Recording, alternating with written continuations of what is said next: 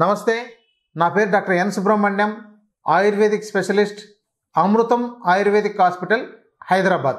కొంతమంది కీళ్ళల్లో వాపులు వచ్చి నొప్పి వస్తుంటే పైకి ఏదైనా లేపలాలు ఉన్నాయా, అలాంటివి ఏమైనా ఉంటే చూపించండి అని అడిగారు.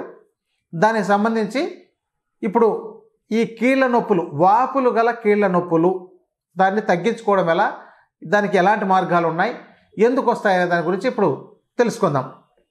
సాధారణంగా కొంతమందికి అన్ని జాయింట్లలో వాపులు వచ్చేసి ఉంటాయి. అంటే వేళ్ళ దగ్గర నుంచి ఈ మణికట్టు, మోచేతుల దగ్గర, భుజాల దగ్గర, ముఖ్యంగా మోకాళ్ళు, పాదాలలో, మడమల దగ్గర, వీటన్ని చోట్ల వాపులు వచ్చేసి విపరీతమైన నొప్పి ఉంటుంది.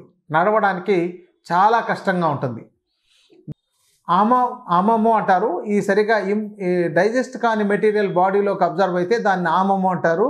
దానివల్ల వచ్చిన వాతాన్ని, అంటే నొప్పులు, రోగాన్ని ఆమవాతం అంటారు. మోడర్న్లో రుమటాయిడ్ ఆర్థరైటిస్ అంటారు.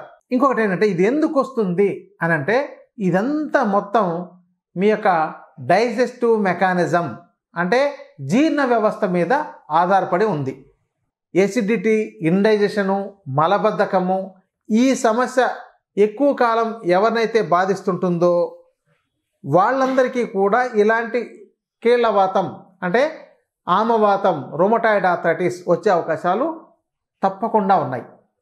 చికిత్స విషయంలో ఏం చేయాలంటే, చికిత్సలో చాలా రకాల మార్గాలు ఉన్నాయి. ఆ మార్గాలు అన్నీ ఒక ఎపిసోడ్లో మీకు చెప్పలేం.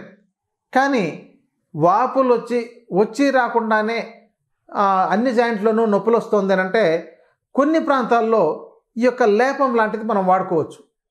అది లేపం ఎలా తయారు చేసుకోవాలి, దాన్ని ఎలా వాడుకోవాలి అని మీకు చెప్తాను.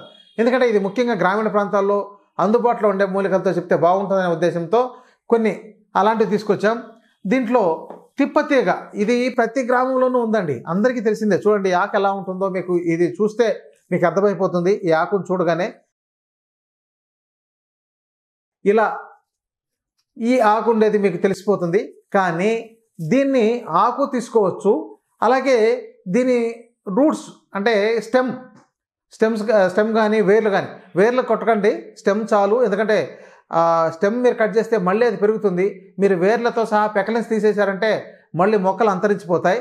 కాబట్టి ఏ మొక్కను వేర్లతోనే తీయొద్దు. చూడండి, స్టెమ్స్ అయితే ఇలా మనకు అందుబాటులో ఉంటాయి. ఇలా చాలా బాగా పెద్ద పెద్దగా, చూడండి బొటన వేలు సైజు ఉండాలి. ఇది ఎలా ఉంది చూడండి, బొటన వేలు అంత ఉంది. ఇంత బాగుంటే దీనిలో మంచి ఔషధ గుణాలు ఉంది అని అర్థం. అలా కాకుండా ఇలా ఉండేదాన్ని తీసుకొచ్చి వాటి నాకు పని చేయలేదండి అంటే దాన్ని నిర్ణయం చేయలేను. ఇలాంటివి తీసుకొచ్చి మీరు పచ్చివి తీసుకొచ్చి ఇది కషాయం కాచి తాగితే చాలా అద్భుతంగా ఉంటుందండి. రోజు తాగొచ్చు, ఉదయం సాయంత్రం తాగొచ్చు. ఈ తిప్పతీగ తర్వాత ఈ స్టెమ్స్ని పెద్దగా ఉండేవి తీసుకోండి. ఈ ఆకును కూడా ఇక్కడ ఉపయోగించుకోవచ్చు అనమాట. ఈ ఆకులు, పచ్చి ఆకులు తీసుకొచ్చి కొంచెం కొన్ని రకాల ద్రవ్యాలు వేరే వాటిని కూడా మీరు చేసుకోవాలి. దాంట్లో చూడండి, ఈ అతిమధురం అని మనకు దొరుకుతుంది. మనం ఇక్కడ అతిమధురం వాడుకోవచ్చు. ఈ అతిమధురం కూడా చూర్ణం చేసుకోండి. ఈ చూర్ణం చేసుకుని, అంటే దీన్ని ఈ ఆకుని నూరాలి, పచ్చి ఆకునే వేసి బాగా నూరాలి. దాంట్లోకి దీని చూర్ణం ఒక 2 చెంచాలు వేసుకోవాలి. అలాగే ఈ సుగంధ పాల వేర్లోని మీకు నన్నారి అని దొరుకుతుంటుంది. చూడండి, ఇవి మీకు సుగంధ పాల వేర్లు. దీనిని మీరు చూర్ణం రూపంలో కూడా దొరుకుతుంది, తీసుకోవచ్చు. దీనిని కూడా ఒక 2 చెంచాలు వేసుకోండి. తర్వాత మీకు ఇంకొకటి అందుబాటులో, ఇది చూడండి, అడవి చింతగింజలని అంటారు. ఇది కొన్ని చోట్ల దీన్ని బాగా పేస్ట్ చేసిందనో మోకాళ్ళకు రాస్తే నొప్పి కూడా తగ్గుతుందని చెప్పని ఇది అమ్ముతుంటారు కూడా. ఇవి మార్కెట్లో కూడా దొరుకుతాయి. ఈ కొన్ని ప్రాంతాల్లో, గ్రామీణ ప్రాంతాల్లో కొన్ని చోట్ల పెరుగుతుంది. సో ఈ గింజలు కూడా బాగా ఉపయోగపడుతుంది. ముఖ్యంగా ట్రైబల్ మెడిసిన్లో దీన్ని వాడుతుంటారు. దీన్ని పొడి చేసి వాడుకోవచ్చు. దీన్ని కూడా ఒక 2 చెంచాలు చూర్ణం కలుపుకోవాలి. అలాగే మనకు ఏదైనా మడ్డు, నల్ల మట్టి, లేదంటే ఇది నేను సిలికాన్ మడ్ అనేది నేను ఇది ఒకటి ఇక్కడ మందుల్లో వాడుతుంటాను. చూడండి, ఇది సిలికాన్ మడ్ అంటారు. మీరు నల్ల బంకమట్టి చెరువులో ఉంటుంది చూసారా, అలాంటి మట్టిని తీసుకొచ్చి వెంటనే వాడొద్దు. మీరేం చేస్తారంటే దాన్ని ఎండబెట్టండి. దాన్ని తీసుకొచ్చి బాగా ఎండలో ఎండబెట్టండి. దాంట్లో ఏదైనా పురుగులు లాంటివి ఏమైనా ఉన్నట్లయితే అవన్నీ చనిపోవాలి.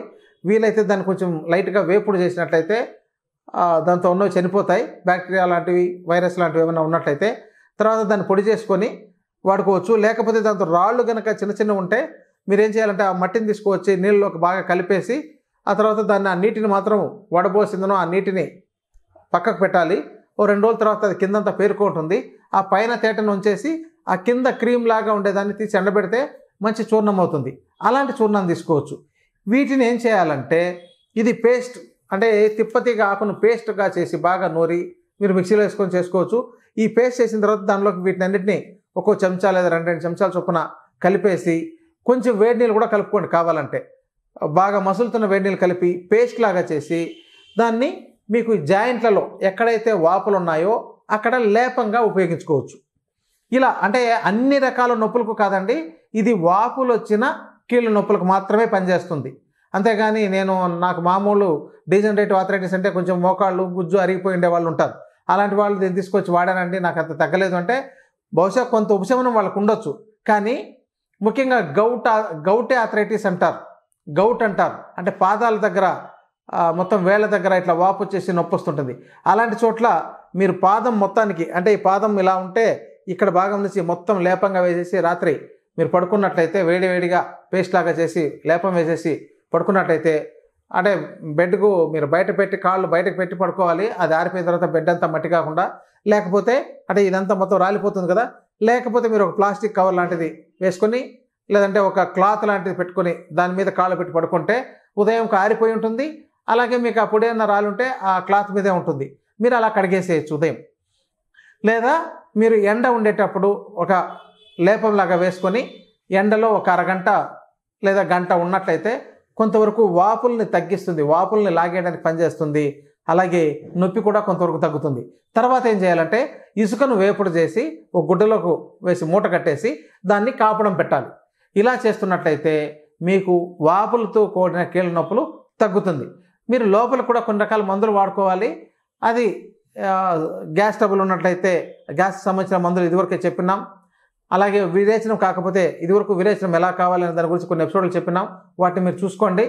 వాటిలో మీకు గ్యాస్ ప్రాబ్లం లేకుండాను ఈ మలబద్ధకం లేకుండా చూసుకోగలిగితే ఈ సమస్య దీంతోనే తగ్గుతుంది.